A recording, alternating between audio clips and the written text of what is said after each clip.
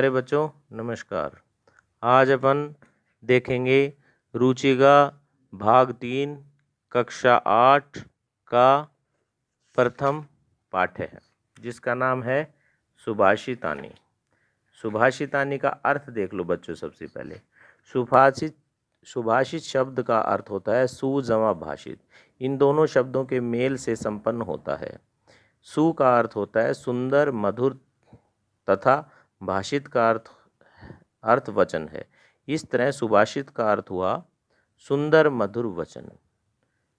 प्रस्तुत पाठ में सूक्त मंजरी, नीति शतकम, मनु स्मृति, शिशुपाल वधम, पंचतंत्रम से रोचक और विचारों उत्तेजक श्लोकों को संग्रहित किया गया है। बच्चों ये तो हो गया सुभाषितानी का अर्थ अर्थात सुंदर मधुर वचन। अब इसमें किसी भी पाठ को समझने के लिए सबसे पहले उसके शब्दार्थों को देखना आवश्यक होता है ताकि आगे वो पाठ आसानी से समझ में आ जाए। तो सबसे पहला है गुणगेशु अर्थात गुणियों में। दूसरा है सुस्वाद तोयः स्वादिष्ट दल। तीसरा है प्रभवंती निकलती हैं। अगला है समुद्रम आसादय समुद्र से मिलकर या पहुंचकर। इससे अगला है भवंती अपेया पीने योग्य नहीं होती। इससे अगला है विषानहीन सींग के बिना। इससे अगला है खादन अपि खाते हुए भी। इससे अगला है जीवमान है जिंदा रहता हुआ।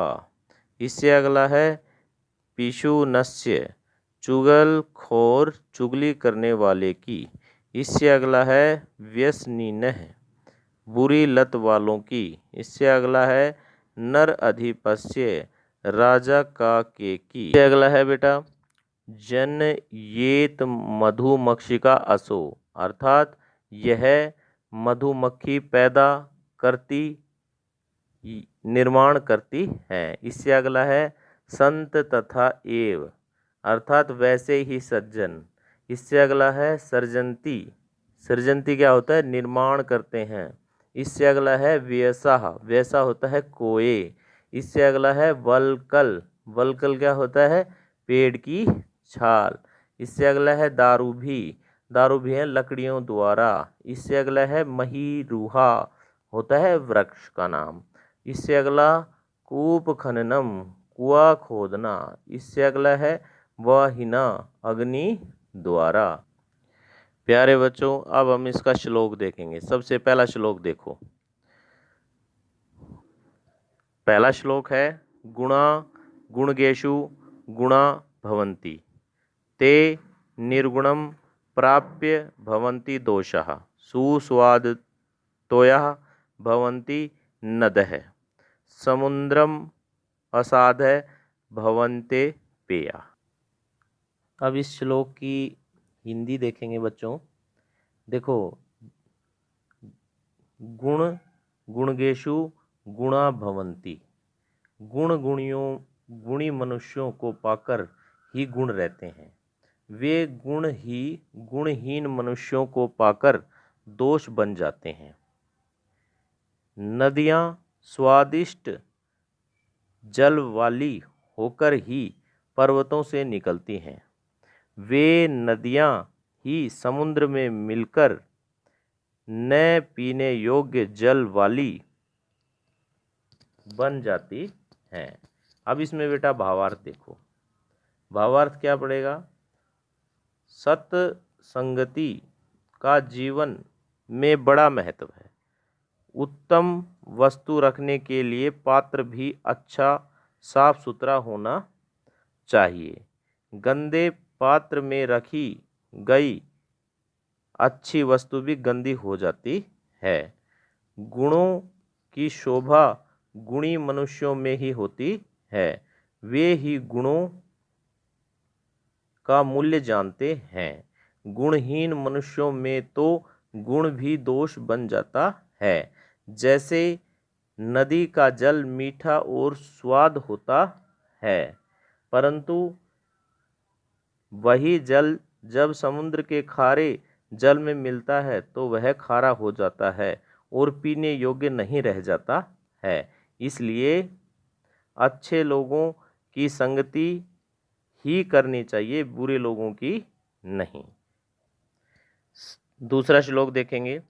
साहित्य संगीत कला विहीन है, साक्षात पशु पुच्छ विषाणहीन है, तृणम न खादन अपि जीवमानम, तद भागधेयम परम पशु नाम। देखो, संगीत साहित्य संगीत कला विहीन है, अर्थात साहित्य संगीत या अन्य प्रकार की कला को जानने वाला मनुष्य पूंछ और सींग से रहित साक्षात पशु ही होता है। वह घास न खाता हुआ भी जीवित रहता है। उसका यह घास न खाना पशुओं का परम सौभाग्य है। अब इसका बेटे भावार्थ देखेंगे। इस श्लोक में साहित्य संगीत और कला का महत्व बताया गया है। मनुष्य की पहचान किसी विशेष विद्या, कला या गुण के कारण होती है। विद्याहीन मनुष्य आकृति से ही मनुष्य लगता है, अन्यथा उसे तो बिना पूंछ और सींग वाला पशु ही समझना चाहिए। आदमी की शक्ल वाला यह पशु बढ़िया भोजन करता है, घास नहीं खाता है। इसका यह घास न खाना भी पशुओं के लिए कल्याणकारी है, क्योंकि यदि यह घास खा जाता तो बेचारे पशुओं को भूखे ही मरना पड़ेगा। यह हो गया आपका दूसरा श्लोक। अगला श्लोक देखेंगे। लुब्धस्य नश्यति यशः पिशुनस्य मैत्री, नष्ट क्रियस्य कुलम अर्थम परस्य धर्मः, विद्याफलम व्यसनीने कृपणस्य सौख्यम, राज्य परमद सचिवस्य नराधिपस्य। इसका सरलार्थ देखेंगे बच्चों।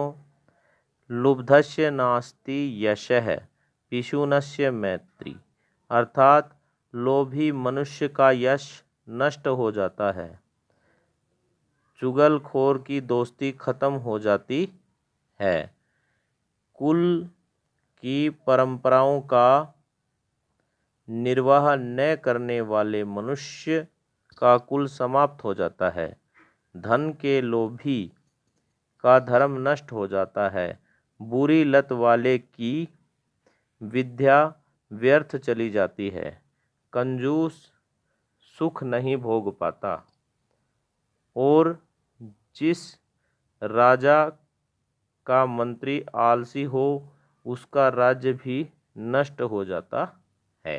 भावार्थ क्या होगा बेटा इसका? यश चाहने वाले को लोभ नहीं करना चाहिए। चुगलखोरी मित्रता के लिए घातक होती है। कुल को बचाने के लिए कुल की परंपराओं का निर्वाह जरूरी होता है। धन का लोभी परोपकार आदि धर्म के कार्य नहीं कर सकता। पढ़ाई लिखाई तभी सफल होती है यदि जीवन में किसी तरह की कोई बुरी लत न हो। राजा के मंत्रियों का सदैव जागरूक होना जरूरी है, अन्यथा पड़ोसी शत्रु राज्य हड़पने में देर नहीं लगाएंगे। अगला श्लोक देखेंगे। पीत्वा रसम तु कटुकम मधुर समानम, माधुर्यम एव जनयेत मधुमक्षिकासो असो, संत तथा एव सम सज्जन दुर्जनानाम श्रुत्वा वचः मधु सुक्त रसम सृजन्ति। अर्थात देखेंगे बच्चों, कहते हैं पीतवा रसम तु कटुकम मधुर समान। पीतवा मतलब पीकर, रसम तु कटुकम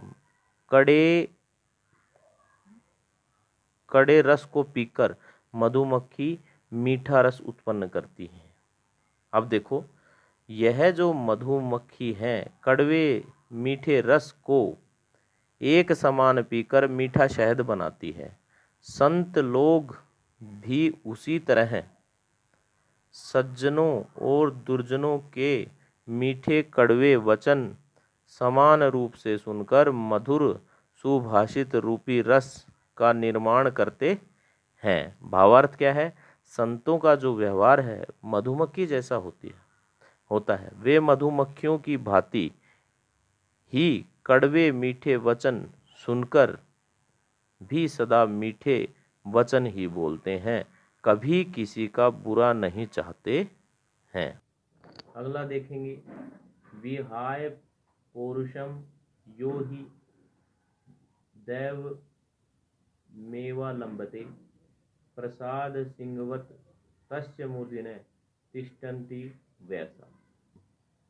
अर्थात जो व्यक्ति अपने पौरुष अर्थात परिश्रम को छोड़कर भाग्य का सहारा लेता है, उस व्यक्ति की स्थिति महलों में बने हुए उस शेर की तरह हो जाती है जिसके सिर पर कोए बैठते हैं।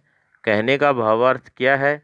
इस पंक्ति का भाव यह है कि जो व्यक्ति अपने परिश्रम को छोड़कर भाग्य का सहारा लेता है उसका कहीं कोई महत्व नहीं होता है।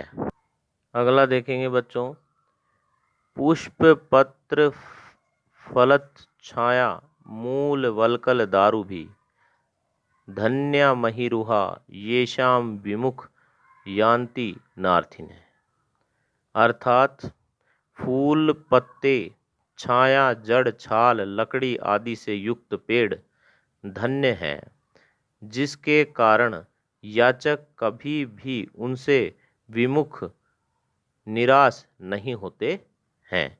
भावार्थ यहाँ क्या बनेगा बच्चों कि पेड़ों के पास देने के लिए बहुत कुछ होता है, वे कभी भी याचक को खाली हाथ नहीं लौटाते हैं। अर्थात जब भी वो आएंगे तो उनको कुछ ना कुछ मिलेगा। अगला श्लोक देखेंगे, चिंतनीया ही विपदाम आदावेव प्रतिक्रिया न कूप खननम युक्तम प्रदीपते वैनिना गृहे।